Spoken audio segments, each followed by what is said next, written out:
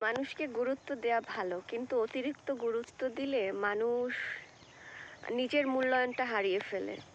তাই গুরুত্ব দিবেন, তবে মানুষকে একদম অতিরিক্ত টাইপের গুরুত্ব দিবেন না। সবাইকেই বলছি, কারণ একটু বেশি গুরুত্ব দিলেই হচ্ছে মানুষ ভাবে যে আমি মনে হয় তার জীবনে সব কিছু।